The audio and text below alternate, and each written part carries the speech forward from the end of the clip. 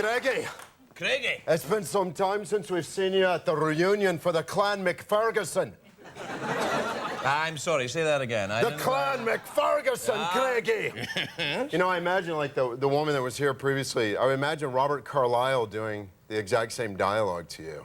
Robert Carlyle lives in Isn't he also Scottish? He is Scottish. In Full Monty. Full Monty, yeah, that's right, yeah. I don't know, just imagine a diminutive man coming on to you in your own show.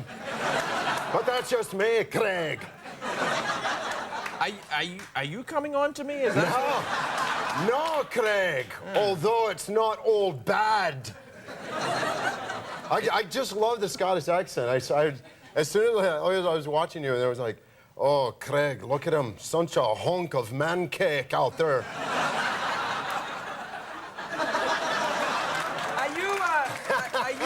Are you sure you're not coming on to me?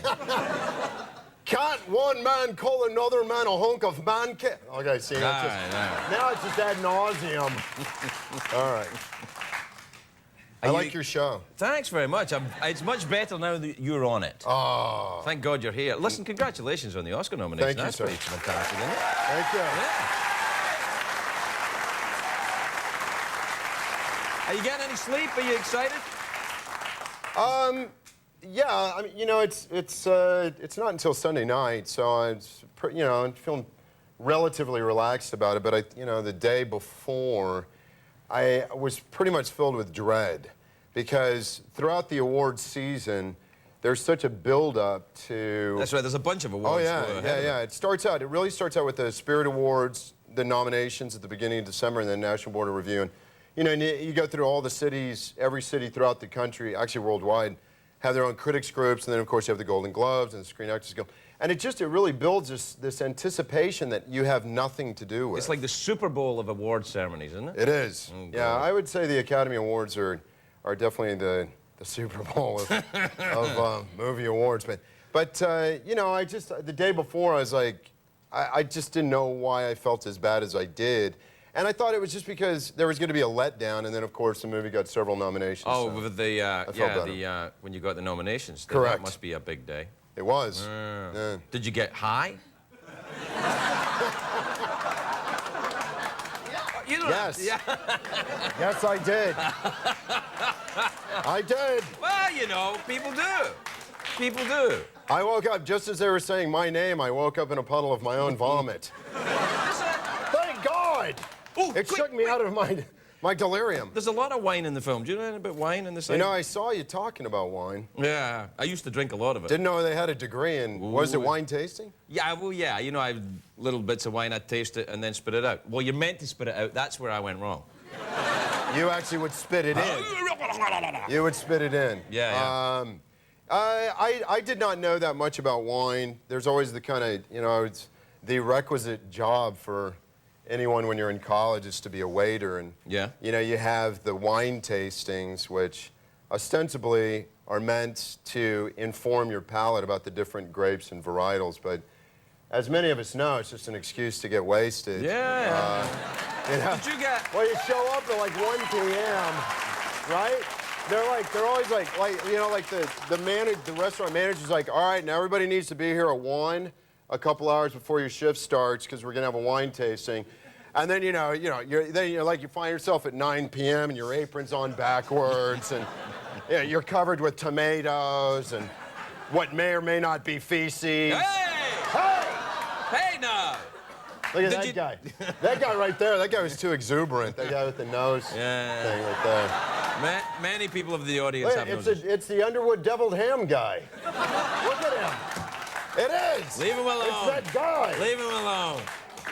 Did you drink real wine in the film? Did you actually drink? We drank some. Yeah? We drank some. Wine, for whatever, with my body chemistry, it just gets me... high. Well, drunk. Yeah.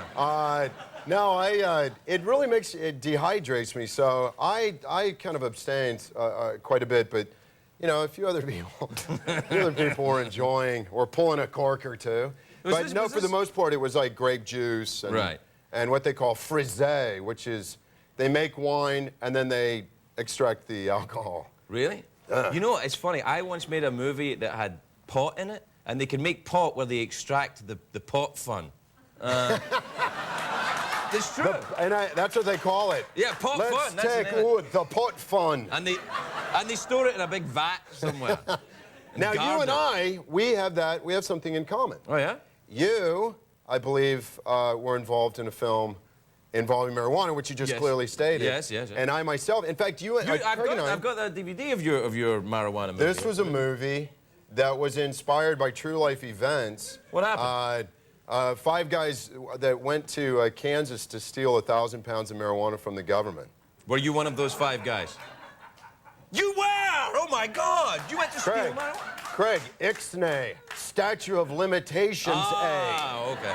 All right. So this fictional story of young men trying to steal pot from the government. The government has pot? Well, what it was actually an outgrowth of... What's that? It was a project that was started in the late 40s, and there was a vast government preserve where they were experimenting with marijuana for medicinal purposes, and then the project... Yeah. So have I. Yeah. So have I. Yeah. Dude, Nux on that one right there, dog. Do you mind if I call you a dog?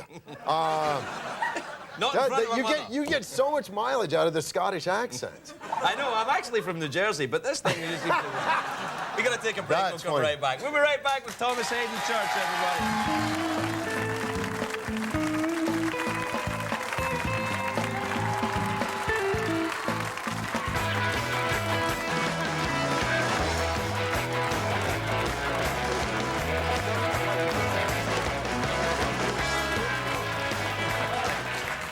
I'm here with Thomas Haden Church. Excuse me, you were just telling me something that we're not going to repeat. But that's very interesting. No. No. Put my boot down. Put your boot down. I see those boots. They would say to me that you're not really a Hollywood guy. I'm not really a Hollywood guy. You're not really a Hollywood guy. Hey, you live in Texas? These are, now I have Altoids in my mouth, and I just feel like a fool. Really? But they're definitely not Quaaludes. They're Altoids. They're right there. There you go. Yeah. What did you do with yours? I sucked them down. Oh. Yeah. We had some Altoids during the commercial break. Man. I sucked mine down, and you're still chewing yours like an 8-year-old Craig full girl. of grace. Yeah. Huh? Craig full of grace? A Maria full of grace reference. What's that, really? You suck down tubes of... I can't stop doing your accent, I'm sorry. No, actually, you can't start doing my accent. No, Tommy.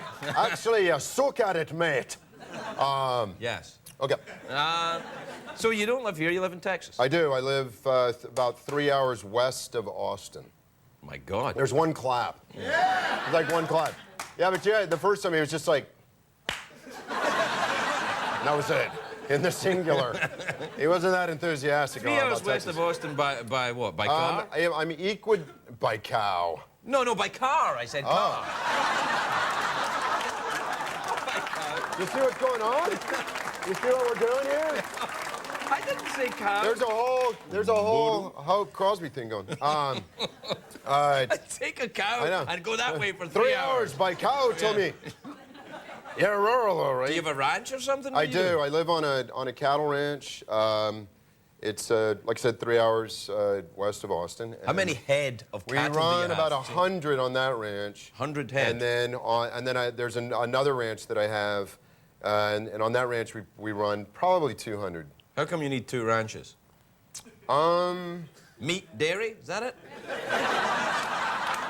I don't know. I'm just asking. Meat, pot. No. No, enough about that. Come on. Hugs, not drugs. Just because they're 100 miles apart, and it's just something. The one I live on I own, and the other one I lease. Right, okay, and do you switch your cows around, or you... No, we have to keep them separate. Do you eat them? No. Do you milk them? No. No. Do you dress them up as figures from the 18th century? What do you do with them? You don't eat them, you don't milk them? Do you polish their hooves, Tommy? What do you do for Lord's sake, Tom? You've got hundreds of cows, they just stand around? Eventually, he just goes into a steroid rage on me. What do you do with the cows, Tommy? Well, what do you do with the cows? Do you dress them up as 18th century historical figures? Did you guys hear him say that? That's hysterical. I don't know. Absolutely. Absolutely. There's a lot of that in Texas, I believe. Absolutely. Right now, there's a guy dressed as Benjamin Franklin. Right. One of our nation's fathers. No, and exactly, and William Penn. Yes. What do you do with the cows, Tommy? Okay. Yes, I am part of a commercial beef process, which, you know, we have cows and then, you know, we have calves, and then they get moved down the line, and, you know, nothing tragic happens to them for a very long time. But at some point, they are hamburgers. Did you ever eat an animal you've named? Okay. Huh? Trick question. Oh, really? I've never eaten an animal I named. No, you don't name them. I don't know, wait. Do you name the cows? Daisy, Clarabelle, No. George, anything like that? No, I don't. Well, that's not true, actually. We had one, when I bought the ranch, and it's kind of a Texas tradition. When I bought the ranch, the rancher, a tradition in Texas, you leave one cow. From that herd, you leave one cow behind to just kind of continue whatever the genus of that particular herd. And tell the other cows where we the stuff had one is. called Cow, and she unfortunately passed away last year. Oh, that's But she was delicious. she had a heifer calf. All right. Which I still have, which is Cow Jr.